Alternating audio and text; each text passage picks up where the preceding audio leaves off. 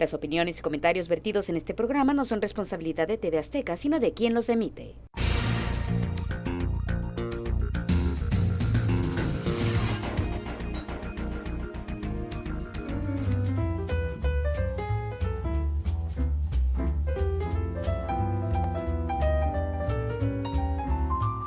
Maridaje, una armonía estimulante.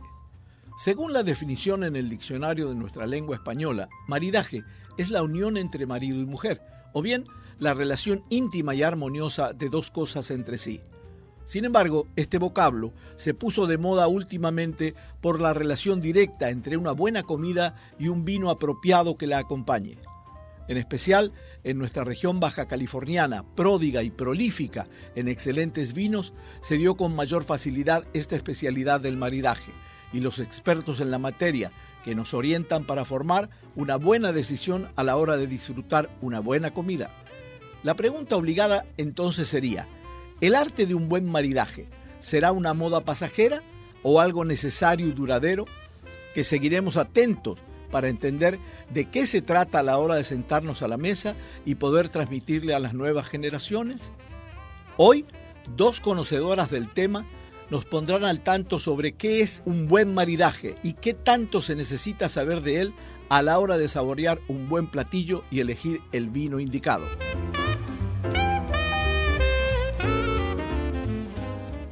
Buenas noches y bienvenidos a un nuevo programa donde pondremos aquí sobre la mesa un tema de interés general. Y además hoy, aparte del interés general que concita este tema, es un tema de placer, porque creo que vamos a disfrutar mucho de este maridaje que vamos a formar entre todos. Compañera. Así es, señor Chicone, ¿qué tal? Muy buenas noches. ¿Cómo está? Esta noche está rodeado de poder femenino con nuestras invitadas de lujo, especiales que me permito presentar. Se encuentra con nosotros en el estudio Margarita Ávila, mejor conocida como Kika Ávila. Ella es hija de la chef Margarita Prieto del restaurante Lorca en Tijuana. Originaria de Granada, España, arribó a esta región fronteriza a los 2 años con sus padres y hermano. Española de nacimiento, baja californiana de corazón, así lo siente desde pequeña. La influencia gastronológica la vivió desde niña con su madre en la elaboración de platillos y por supuesto que fue primordial para desarrollar habilidades gustativas y olfativas. La gastronomía y el vino han sido parte de su vida personal como laboral dentro y fuera del restaurante familiar. Es por eso que también decide ingresar a Culinary Art School para tomar el diplomado de sommelier y también poder reforzar sus habilidades. Actualmente trabaja de la mano con su madre en la realización de maridajes. También está con nosotros Romina Mendoza. Ella cuenta con una licenciatura en gastronomía por la Universidad Anáhuac de México, un certificado en el negocio del vino por San Diego State University, una especialidad en vinos, por mencionar algunos de sus méritos a nivel académico. También es miembro de Women's Wine Alliance de San Diego y miembro fundador de la Asociación de Sommeliers de Baja California. También directora general y fundadora de Enocopa en Tijuana. Ha sido expositora de cenas maridaje a particulares. También ha dado curso para sordos en colaboración con Culinary Art School, Armonía de Alimentos para Secture, y ha impartido decenas de diplomados. Muy buenas noches y bienvenidas sean las dos. ¿Cómo están? Buenas noches. Gracias. Te reitero el agradecimiento por estar acá. Y bueno, vamos a arrancar esto con una pregunta muy simple, pero esto del maridaje a algunos les suena como muy necesario y a otros les suenan como esnovismo, ¿no? Es decir, como una moda pasajera. Y la pregunta lineal ¿es necesario un buen maridaje para comer bien? Es decir, ¿es necesario un buen vino para combinar con una comida? ¿Es tan necesario y por qué? Claro, bueno, yo creo que debemos partir que el vino es un alimento. No hay que olvidar eso, ¿no? O sea, mucho se habla sobre maridajes y a veces vemos el vino como un tema snob, ¿no? Lo platicábamos hace un rato fuera del aire, pero pues el vino no debe ser snob. El vino es un alimento que nos nutre, que nos aporta salud, claro, ¿no? Obviamente tomándolo de manera moderada, puede ser muy benéfico para nuestra salud. Tomando eso en cuenta, evidentemente, maridaje o armonía, como ahora se le dice, y el vino van muy de la mano. ¿Por qué? Porque el vino tiene características que, como la acidez, por ejemplo, que son muy fáciles de combinar con las comidas, ¿no? Y además debemos de considerar pues que hay muchísimos tipos de vino y que así como hay muchísimos tipos de comida, pues hay tantos vinos que si me dices es que eso no va con el vino es porque no has tomado suficientes vinos. No, y ahora digo, la aclaración pertinente es buenísima de que el vino es un alimento, ¿no? Si tomamos realmente a la gastronomía como una manifestación cultural, pues si eso evidentemente entra el vino en esa manifestación cultural, estamos... Sí, la explicación está redonda, claro. Y además, digo, a ver, comemos por necesidad, ¿no? O sea, nos alimentamos porque es una necesidad del ser humano. Pero vamos a restaurantes o vamos a cualquier otro lugar a comer, pues para cumplir una necesidad diferente que solamente alimentarnos. Entonces, es ahí donde se puede confundir un poco el tema del snob. Pero tú puedes tomar tu copa de vino con lo que estás preparando en tu casa, las albóndigas, no sé, el arroz a la mexicana. No tiene por qué ser una pelea la comida cotidiana con el vino. Así que el vino se puede tomar con cualquier comida. Claro, incluso tacos. Son buenísimos con los tacos. Sí. Claro, ahora que leías el currículum, tú naciste en España y tu mamá es española y en el caso de Europa, como en el caso de Sudamérica, la gente está acostumbrada a tomar vino desde muy temprano, no de muy temprano, sino en la cuestión de edades. Empezamos muy chicos a probar el vino, aunque sea... Pero claro, pero la pregunta es, en el caso de México, no sé, recuerdo hace 30 años, nadie se hablaba de comer con vino, era muy poca la gente que comía con vino. Es decir, no había ese maridaje entre alimentación y vino en México. Era muy raro en una mesa mexicana que había agua de Jamaica, había el aperitivo para el abuelo o el papá, que era el tequila, pero no existía en una mesa tradicional una botella de vino o una botella de vino tinto y una de vino blanco, menos que menos. Sí. O sea, a mí me llamó mucho la atención como extranjero llegar y ver esa particularidad. Alguien propuso eso ahora sí que sobre la mesa y empezó a ver todo este maridaje entre comidas y vino que me parece extraordinario y saludable. Sí. Pero ¿cuánto hace que empezó esto, Kika? ¿Cuánto calculas que...? Digo, estás muy joven, pero ¿cuánto hace que empezó? Gracias. Bueno, en mi caso particular, el haber, crecido con una madre que es chef, pues a lo mejor parte mucho desde cuando estoy tomando vino. Parte de sus platillos son con base de muchos vinos y desde que yo era pequeña pues siempre había vino de mesa en casa, ¿no? Entonces era normal de que si hacíamos una comida, pues se tomaba una copa de vino, podríamos empezar de los 10 años, ¿no? Que eso es la edad pues relativamente normal en Europa y pues mis padres me criaron con mucha de la tendencia de la educativa europea, en donde pues, pues no era común los platillos que mi mamá realizaba en comparación con las otras mamás. Pero era la excepción en la regla, es decir, la regla no era esa. Claro. La regla no era que tus compañeritas de escuela comieran con vino o con la familia, a eso me refiero. Sí, yo también te recuerdo muy bien que, mi mamá batallaba muchísimo para encontrar vino. Claro. Para el consumo personal, porque no existía, se encontraba era una marca muy comercial que era el de una garrafa, no quiero decir nombres, pero todos lo ubicamos y ese era el vino de mesa. El padre vino. Ajá, el padre vino. Y ese, me acuerdo que era como el que usaba el vino de batalla para cocinar y para, pues, porque no había mucho que... Y ese servía a la hora de la comida en tu casa. Se usaba para cocinar y se usaba también para tomarlo porque no había mucha variedad. Nosotros a partir de hace, 16 años que se abrió Lorca, empezamos a tener esta tendencia a empezar a educar al comensal a hacer el maridaje. Porque no había la educación de tener en los restaurantes es un buen punto, botellas de vino. Claro, ni siquiera en el menú, perdón que te interrumpa, ni siquiera en el menú, y no hablo de 16, pero quizá un poquito más atrás, 22, 25 años, ni siquiera en los menús había una cosita así de vinos chiquitito de España, de 2 o 3 cositas de acá, pero muy, muy chiquita. Sí. Quiere decir que eso no era lo atractivo. Sí. No, yo creo que, tiene mucho que ver recordemos los europeos, ¿no? Tiene mucho que ver el tema de, vamos a acordarnos que en los 50s, yo viví en Ciudad de México y mi familia es de Ciudad de México. Entonces, yo veía mucho eso, ¿no? En los 50s, acuérdense que llegaron muchos españoles, claro, ¿no? Estos españoles traían consigo pues, su cultura. Claro, y su cultura que está en las venas es el vino. Claro. Además de la paella, además de toda su comida tan maravillosa, sus tradiciones y todo, era el vino. Entonces, ¿qué es lo que pasa? Pues que quieren buscar lo mismo, lo que ellos extrañan. Es cuando un mexicano se va a vivir a otro país y dice, ¿dónde están mis tacos? ¿Dónde están mis tortillas? Ellos es lo mismo, ¿no? Bueno, era lo mismo. Entonces, ¿qué pasa? Que hay unos españoles que emprendieron y hicieron unas tiendas de autoservicio dedicadas a productos españoles. Sus productos eran españoles. Hoy en día ya tienen vinos de todo el mundo, pero antes eran puro vino español. Claro. Puro vino español, el bacalao, no sé, tú sabrás apoyarme un poquito más, pero tú vivías en la Ciudad de México, que tenías precisamente la cuna en la que llegaron la mayoría de los españoles, pero nosotros pues llegamos en el 82 a Tijuana, mi madre española, mi papá mexicano, y ella, ¿y de dónde sacó el vino?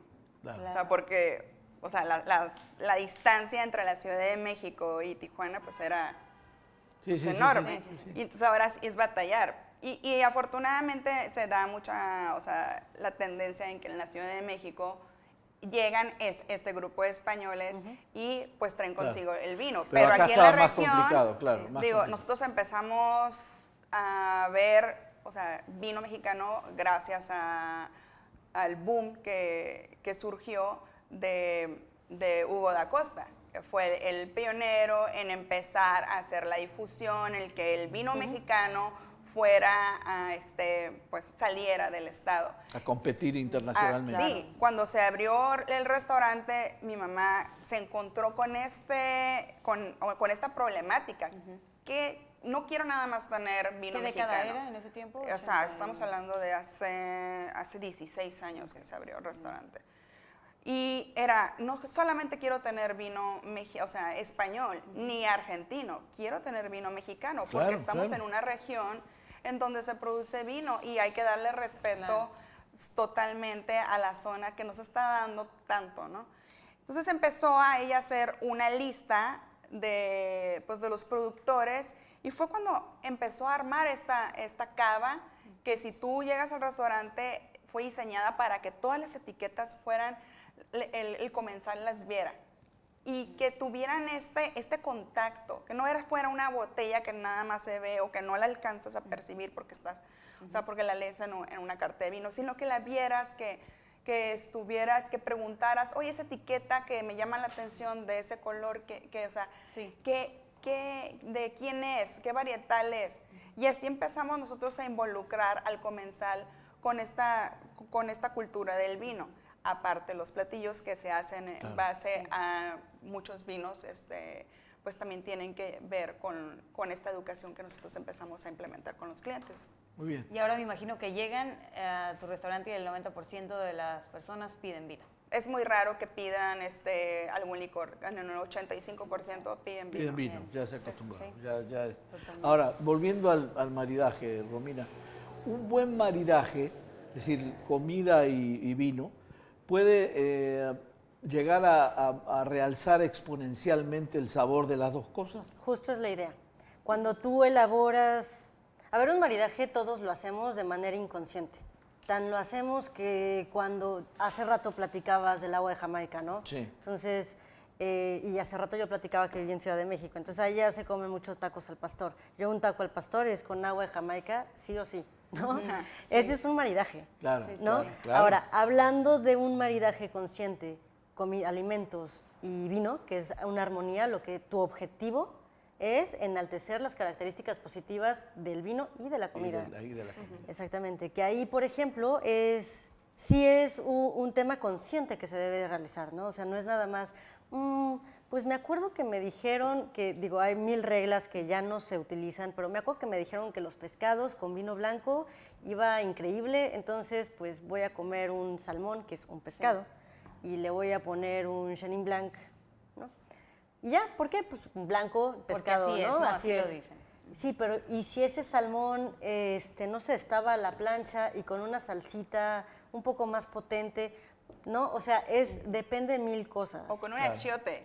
O con una achiote, Sí, ¿no? o una salsa roquefort que es más fuerte, o cómo combinas Exacto. eso. Entonces, ahí hay que tener mucho cuidado y sí hacerlo de manera consciente porque puedes llegar a, digamos, echar a perder el platillo y el vino. Entonces, ¿qué pasa? Que ha pasado mucho en algunos eventos, me ha pasado, que llegas al evento e hicieron el maridaje, pero quizás el maridaje no lo hicieron consciente, ¿no? No hicieron las pruebas, nada más lo hicieron by the book, Claro. ¿no?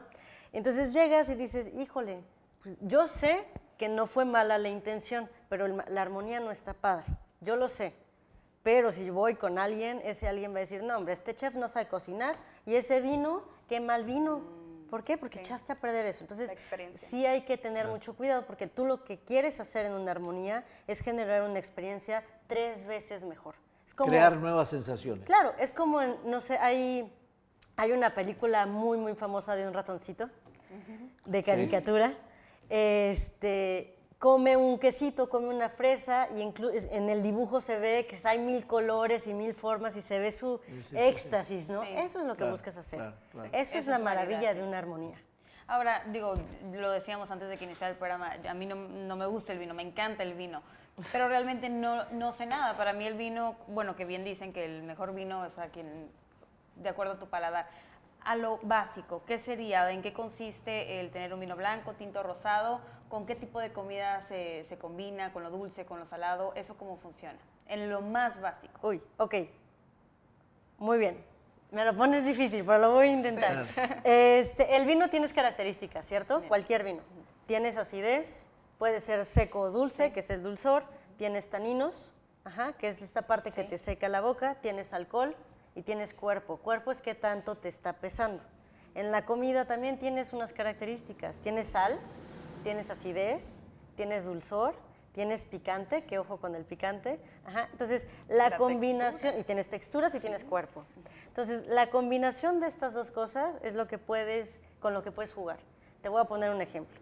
Un vino tánico y alcohólico, y tú le pones una comida picante, por la sensación que va a pasar en la boca, lo que va a pasar es que simplemente, tú no estás jugando nada, es el mismo picante y es el mismo vino, no le estás manipulando el vino ni nada. Ese vino, si tú lo combinas con ese picante, se va a sentir mucho más tánico, mucho más alcohólico y la fruta que tú pudiste haber percibido antes de comerlo picante. Aclara a la gente que es tánico, por favor. Tánico es la sensación, cuando comes un plátano que se te lleva un poquito de cáscara, esa sensación que te seca la boca, esos son los taninos. ¿Ok? Sí. Esa tanicidad no a todos les gusta. Y luego, si tienes alcohol y tienes picante, el alcohol va a hacer que el picante se sienta mucho más potente. ¿Qué pasa?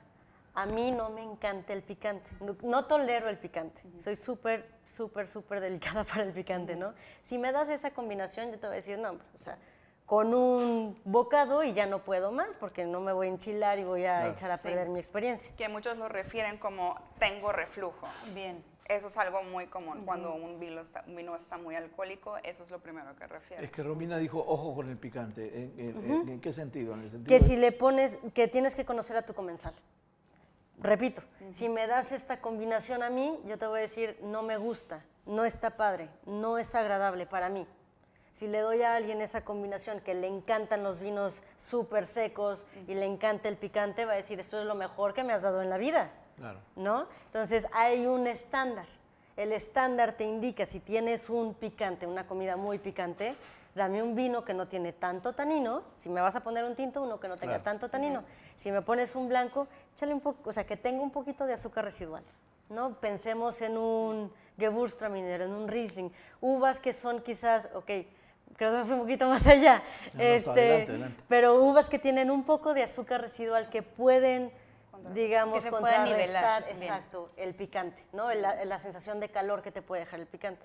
Y así me puedo ir con cada uno. Entonces es más o menos conocer lo que está pasando con la comida, que la comida sí la puedes manipular, ¿no? ¿Cómo? Tú le puedes poner un poquito de sal al final, tú le puedes poner un aceite de oliva y ya le diste grasa, tú le puedes poner unas gotitas de limón y ya le diste acidez. Sí. ¿Al vino qué le vas a hacer? Le vas a llegar y le vas a decir al productor, híjole, este vino no queda con mi comida, hazme otro y me espero para el próximo año, ¿cómo? Claro. Pues no se puede.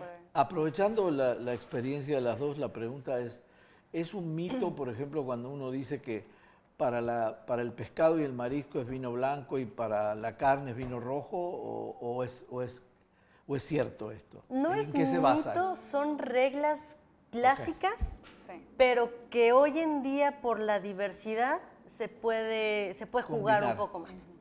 Te lo pregunto porque me lo preguntaron y me dijeron, pregúntale si realmente eso es una cosa de que ya la costumbre dice que no se debe combinar carnes blancas o pescados con vino tinto. Y yo te digo a ti, dime cómo hiciste el pescado. ¿Es un ceviche? ¿O es un pescado a la plancha? ¿O es tatemado? ¿O es con adobo? O es, exactamente, ¿no? O sea, ¿cómo está la preparación? Eso zarandeado, es lo que hay que tener. O sea, un vil pescado zarandeado, o sea, tiene muchas especies. ¿Con qué se combina la paella? Ahora esto es para ti. Con un tempranillo totalmente. Con tempranillo. Ese sería el vino para la paella. Bueno, recomendable porque pues tiene muchísimas bases, tanto de pescado como de carne, entonces llega un punto de equilibrio. ¿Y si sería paella de mariscos, por ejemplo? Pero no necesariamente, porque la base de la paella es tomate. El tomate, los pimientos, eso nada más se incorporan ciertos elementos. Nada más para saber si sabe de comida. Ya vi. Parece examen, ¿verdad? El vino es una excusa, nada más. ¿Qué se necesita, Romina, para meterse a estudiar de lleno esto? ¿Se necesita saber de gastronomía y de vinos para hacer...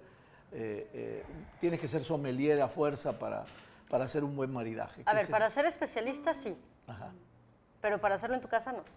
No necesitas tener que estudiar tanto, necesitas conocer y necesitas hacerlo de manera consciente, que hace rato lo decía, ¿no? O sea, a ver, si yo voy a hacer un maridaje, pero por supuesto que necesito tener conocimientos, porque como hace ratito decía, hay 1000 vinos, hay muchos vinos con los que puedo yo jugar, ¿no? No solamente que, claro, vamos a apostar mucho por lo que está produciendo México, porque aquí vivimos y Ensenada es una tierra de vinos, pero ojo, si tienes una comida internacional, pues hay vinos de todo el mundo. ¿Por qué no meter un vino de Hungría? ¿Por qué no meter un vino de Alemania?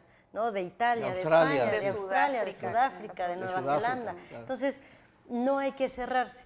Pero si no conoces que existen o cómo son el tipo de, los estilos de vino que producen estos países, pues ¿cómo te vas a arriesgar a comprar un vino? Más bien te vas a lo conocido, ¿no? Claro. Ahora, cuando empiezas, yo lo que sí recomiendo, y recomiendo mucho, es que empieces a hacer tus maridajes que siempre has hecho, los que ya sabes que te funcionan, empieza a analizar el por qué te funcionan. Empieza a analizar a ver, me tomo el vino y estoy sintiendo que la acidez la acidez la sientes, pues, ¿cuánto salivas? O sea, si tú piensas en un limón, en un ceviche, tu cerebro ya está salivando, nada más por pensar en el limoncito. Sí. Esa salivación es la acidez. Entonces, los vinos tienen niveles de acidez distintos. ¿Ok? Y así con cada característica, el nivel de alcohol, qué tanto calor yo siento cuando me tomo el vino. Entonces, cuando como la comida, el alimento... ¿A qué se debe ese calor? El alcohol te da calor. Bien. Ajá, es como cuando te tomas un shot de tequila que sientes el calor, es lo mismo, es el alcohol. Obviamente nunca lo vas a sentir así porque el vino no tiene tanto alcohol, pero sí se siente calorcito. Sí. Cuando tú comes con vino, esas características generalmente cambian. Y generalmente si un vino fue súper frutal y luego comes y vuelves a tomar el vino, fíjate qué es lo que está pasando con esa fruta. ¿Se fue menor o fue mayor o qué está pasando? O se hizo un sabor totalmente diferente, que puede pasar también. Entonces ahí es cuando empiezas tú, ya sabes a lo que me refiero con concientizar el maridaje.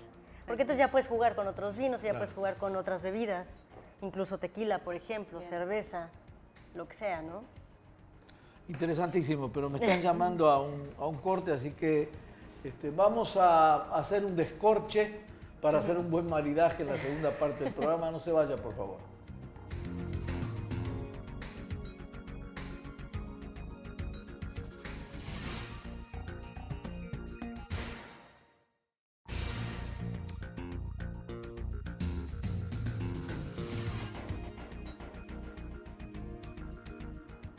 Ya estamos de vuelta en Sobre la Mesa. Hoy tenemos un tema muy rico, no solo en cuanto a historia, sino también por su sabor. Estamos hablando del maridaje, una armonía estimulante, con dos expertas en el tema.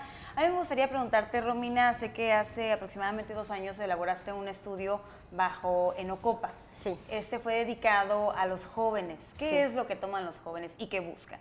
Sí, fíjate que este estudio fue bastante divertido. Fue parte de un festival muy importante aquí en la región, que es el Baja Culinary Fest, que se celebra cada año, ¿no? Y dentro del Baja Culinary Fest hay eventos, hay conferencias, hay talleres y hay cenas maridaje, que justo acaba de pasar ahora en octubre. Y en 2016, estaba caminando y la verdad es que se me ocurrió pensar en este evento, que fue un análisis de mercado enfocado a los jóvenes. Enfocado en ese entonces, pues hace 2 años, era gente que tuviera entre 21 y 30 años. ¿Por qué? Porque yo hice el análisis y realmente estas personas de las cuales yo formo parte de ese grupo, somos la gran mayoría en la región. O sea, somos de verdad la mayoría.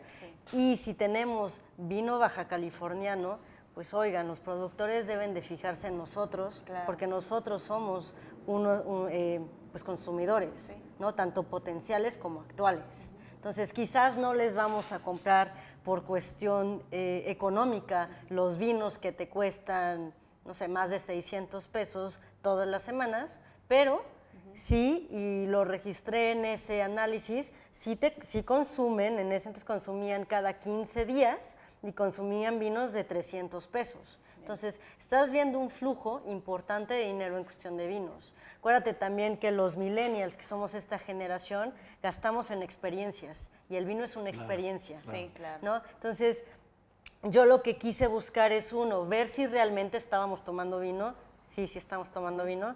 2, no sabemos, bueno, yo sí sé, ¿no? Porque he estudiado, pero la mayoría de mi generación no saben qué comprar. Sí. Porque ya no quieren comprar lo que su papá le dijo que estaba bueno. Cierto. No, ya quieren comprar cosas diferentes, quieren atreverse mucho más. Ajá, quieren ver qué hay más en el mercado. Aceptan la recomendación, pero buscan... Aceptan la recomendación, claro, cuando están con sus amigos. Si es algo más formal, no, me voy a lo seguro, claro, como cualquier persona, sí, obviamente, claro, ¿no? Y sí vi que están buscando, bueno, te digo, en ese entonces, no, que yo creo que no ha cambiado mucho, ¿no? Productos fáciles de tomar. ¿Qué es fáciles de tomar? No muy tánicos, no muy alcohólicos, afrutados. ¿Okay? Ojo, no me refiero dulces, sino afrutados. ¿Okay? ¿Cuál es la diferencia? Perdón que te... No, está perfecto. Dulces me refiero cuando hay azúcar residual en el vino. Okay. Ajá. Y afrutados me refiero que huele muchísimo a frutas maduras y que sabe mucho a fruta. Bien. Muchas veces lo confundimos porque desde niños estamos súper acostumbrados a comernos un mango, que cuando ya sabes que muerdes el mango y su pelito se te escurre el juguito, delicioso, claro, está súper maduro y está súper dulce porque es una fruta. Claro. Pero a la hora de fermentarse, digamos, la uva pues va a estar madura, si la tomas del viñedo va a estar súper dulce. Claro. A la hora de fermentar, lo que pasa es que todo el azúcar se convierte en alcohol. Claro. Entonces no tienes azúcar, pero los aromas de la fruta madura continúan ahí. Entonces te confunde un poquito. Y tienes buena la aclaración, claro. Sí. Claro. Okay. Eso es lo que buscaban. Definitivamente somos una generación que nos basamos mucho en etiquetas y más si no tenemos el conocimiento si no se entiende el conocimiento de qué es exactamente lo que me estás dando, pues me voy por la etiqueta, me voy por una etiqueta que a mí me llame la atención. Claro, de hecho, hace poco yo compré un vino por la etiqueta, ahora que recuerdo, del Día de Muertos. Claro. No sé si las han visto, muy coloridas, de esas calaveras. Era una pregunta que tenía, o sea, las etiquetas llaman tanto la atención que eres capaz de comprar un vino por la etiqueta, claro, pero por el color. Es totalmente tema branding. Totalmente. Yo te voy a decir una cosa, yo me dedico al vino. Pero mi manera de seleccionar los vinos, tengo unas tiendas donde voy a seleccionar mis vinos divertidos, vinos que yo busco que sean distintos para probar cosas diferentes, ¿no? Entonces yo llego, yo ya sé de qué región quiero, yo ya sé qué estilo quiero, yo ya sé cuál es mi presupuesto y de ahí si tengo 2 opciones me voy por la etiqueta que más me llame la atención. Sí. Ahora, dentro de la información que tienen las etiquetas de los vinos, todos tienen la obligación de decir, por ejemplo, bueno, el grado de alcohol obviamente, pero el grado de azúcar que tienen. No, las etiquetas ¿Cómo tienen... sabes cuál es más azucarado, menos azucarado? ¿Solamente por el sabor? Sí, prueba. Claro, no, te digo eso porque en cualquier etiqueta de alimento pues está cuánta azúcar tiene, cuánto... No sé si en el vino pasa eso. Por En algunas regiones sí, no en todas. Hay unas regiones, sobre todo, bueno, no sobre todo, bueno, sí, en Viejo Mundo, que es prácticamente toda Europa, tienes denominaciones de origen, que estas regulan muchísimas cosas. Una de las cosas que regulan es el azúcar residual. Entonces, ahí sí te puedes dar una idea, ¿ok? Alemania es un gran ejemplo de este tema, ¿no? Sin embargo, en México no tenemos eso. En México las reglas que tenemos en etiqueta es, 1, no puedes comprar alcohol a menos de 18 años. Ajá. Las embarazadas también te ponen el signito, claro. Creo que también el del carro, el nombre del productor, la dirección del productor y la cantidad de alcohol. Claro. Quizás se me vaya 1 o 2, pero está bien. eso, ¿sabes? O sea, en temas de taninos, en temas de azúcar, en temas de cuánto estuvo añejado. No, por ejemplo, muchos relacionan crianza con barrica, pero eso realmente solamente es en España. En España sí está bien regulado y si tú te pones a investigar, es más el tiempo en botella que en barrica. Claro. Entonces, o reserva. ¿Qué es reserva? En México, nada. En España sí. ¿Por qué en México nada? Porque no hay una regulación. Ok. Entonces, estas regulaciones sí te marcan tiempos 2 años en barrica y 3 años en botella. 1 año en barrica, 2 años en botella, dependiendo, ¿no?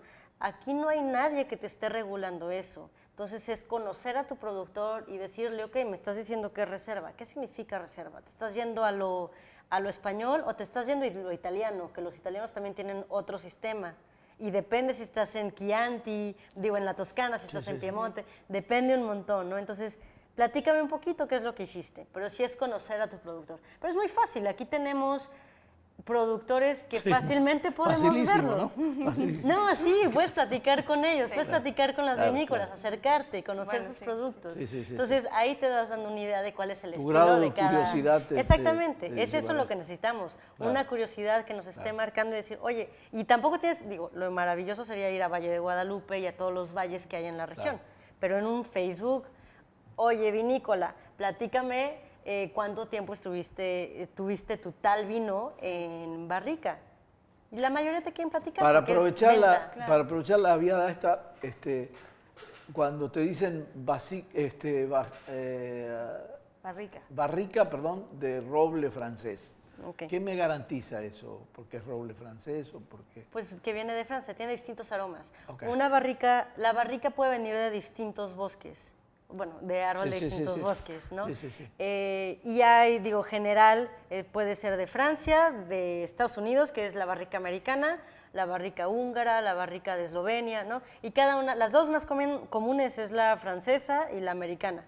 Y te dan aromas distintos por el método de corte que tienen. Ni mejor ni peor, distintos. Solamente distintos. Okay. Unos son, por ejemplo, la americana te da mucho más coco, especias, como vainilla, el extracto de vainilla, y quizás la francesa te da la misma vainilla, pero la vaina de vainilla, no el extracto, como un poquito más sutil. Entonces depende de lo que quieras.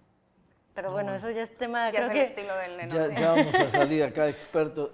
¿Existe un vino especial para cada clase de comida, aún las más exóticas? No, no hay regla.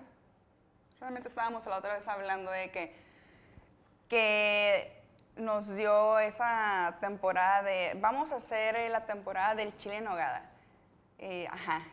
Pero ¿con qué va perfecto? Pues con champán. Y todos, ¿cómo con champán? Pues los elementos que tiene el chile en nogada. El chile en nogada. Sí. Esa es una buena pregunta. Van muy bien con este vino espumoso. Sí. O sea, no es necesariamente que el champán se tiene que abrir como aperitivo para abrir boca o que sea de postre, que es lo que la otra vez comentábamos. Me ganaste la pregunta porque yo iba a preguntar por los espumosos, ¿con qué se combina? No sé, no me imagino un vino espumoso con carne o ni siquiera con chiles en nogada, fíjate. Sí, va estupendo, pero en nuestra memoria, hacemos ese maridaje del champán con el pastel, que nada que ver, sí, que ya lo dejan para el postre siempre. Sí, imagínate, es dulce, Con dulce. Pero bueno, entonces ya empieza, en los espumosos hay niveles, o sea, hay secos, hay semisecos. Y pues sí, o sea, hay chiles en nogada que son estupendos, pero con unos maridajes, pues con vinos que uno no se imagina. O sea, los espumosos es uno de ellos. Y pues sí, totalmente lo recomendamos. Tú que tienes la oportunidad de ver a los comensales que te piden, ¿has hecho alguna especie de estudio en cuanto a cuáles son los vinos que más te piden? ¿O realmente la gente de aquí de Baja California no está tan bien informada en cuanto a los vinos? Depende del estilo de cocina que se maneja en el restaurante. En el caso del restaurante familiar, pues se maneja muchísimo más el consumo del vino tinto. Pero considerando que somos una entidad rica en pues, el producto del mar, el blanco es como punto clave. Si te has tenido la oportunidad de ir a los restaurantes que son en el Valle de Guadalupe, que sí son una mezcla entre producto de mar con el de casa, pues sí, o sea, ahí se parte en dos el menú. O sea, los primeros 2 tiempos vienen siendo con vinos blancos o rosados, y ya después en la parte, el platillo fuerte, que sí es un animal de casa, pues ya es con un vino más potente, que es tinto, y así es como se va dividiendo los tiempos de cada restaurante. Sí. Romina, hemos avanzado en el aprendizaje, por ejemplo, en los restaurantes en cuanto a recomendación al comensal de los vinos, o sigues llegando a un restaurante y te dan la lista, por ejemplo, en el caso del Valle de Guadalupe, te dan la lista sin una recomendación, que si tú no le pides la recomendación. Yo creo que falta mucho, yo creo que vamos por muy buen camino, pero estamos dando pasitos, y quizás los pasitos son más grandes de lo que yo estoy pensando, ¿no? Pero ahí vamos. Creo que nos falta mucho, pienso que nos falta mucho en ese tema. Pienso que también la gente se está educando mucho, y eso es muy bueno. La gente, bueno, sí, está siendo mucho más curiosa, ¿no? Y tienes centros educativos como Culinary Art School que te ofrecen un programa de estudios en cuestión de vino, en cuestión de comida, en cuestión, ¿sabes? Mucho más completo que antes quizás pues, no tenías tan accesible, y sobre todo ya hay mucho más curiosidad que quieres buscar este tipo de experiencias, ¿no? Y digo, regresando a tu pregunta de la comida exótica, es un poco el tema de la evolución que estamos viviendo, ¿no? Claro. Antes, por ejemplo, era pensar en comida francesa, vino francés. Y si yo te digo, dime un platillo de comida italiana, tú piensas, bueno, o pizza o espagueti a la boloñesa, ¿no? Entonces tú vete un poco más a la historia. ¿Por qué te tomas un vino tinto con esa? ¿Y por qué te tomas específicamente un Sangiovese con esa pasta? ¿Por qué? Pues porque un Chianti es un Sangiovese. Claro. Ok. Exacto. Entonces es, digamos, el maridaje regional, y eso se pasó a la historia, ¿no? Pero hoy en día, pues la comida ha cambiado tantísimo que ya hay 1000 fusiones, ¿no? Hay un montón de restaurantes fusión. Entonces, realmente, ¿qué es exótico? ¿No? Para una persona carnívora, los productos veganos pueden ser exóticos. Pero yo el sábado tuve la oportunidad, un alumno me invitó, hizo un maridaje justamente, él es vegetariano, y me invitó y me dijo, ¿sabes qué? Es que, y su comentario fue real, ¿no? O sea, cuando platicamos en las clases de los maridajes, pues para mí, yo al principio pensaba, eso me decía, ¿no? Yo al principio pensaba que era un mega reto, porque pues, todo el mundo habla de un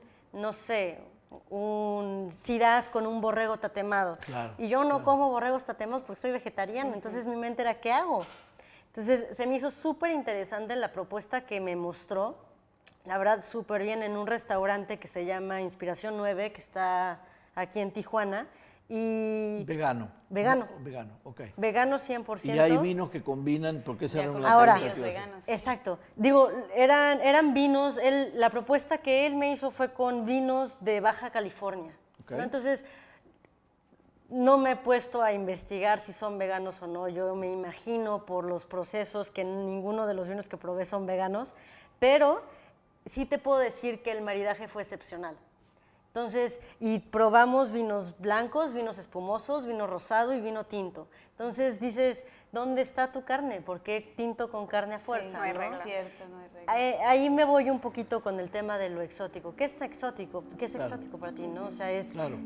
Hay vino pues para una todos. comida hindú o una comida Y vuelves de a lo alguna mismo. región de China y Claro. dices, bueno, ¿con qué combino? ¿Con qué vino? Porque no es clásico que se coma. No, pero ahí te vas al tema que hablaba al principio de las características, de qué es lo que estás sintiendo. Por ejemplo, una comida thai o una comida de la India, que es tanta especie, tanta curry, ¿no? Bueno, especia, tanta curry. Sí. Si tú te vas por el tema del vino tánico, alcohólico, yo te voy a decir que no me encanta esa sensación, te voy a decir, oye, no te pases, dame otro vino. Si me das un vino con un poquito de azúcar residual y menos taninos, te voy a decir, está increíble.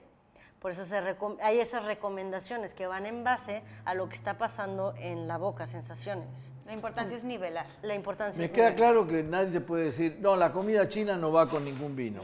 No comas comida china con vino. O sea, puedes combinarlo tranquilamente. No, y además, por ejemplo, los espumosos que hablabas, como bien dijo Kika, hay un espectro de vinos espumosos enorme, ¿no? Tanto en estilo, o sea, tanto en manera de hacerse, que puede influir en las burbujas, o en dulzor. Entonces, y puso un ejemplo bien divertido, que ustedes háganlo. Un pastel, al final de las fiestas, todas las fiestas, todos tenemos el chip de un vino espumoso y tu pastel. Seguro. Claro. Seguro, ¿no? Claro.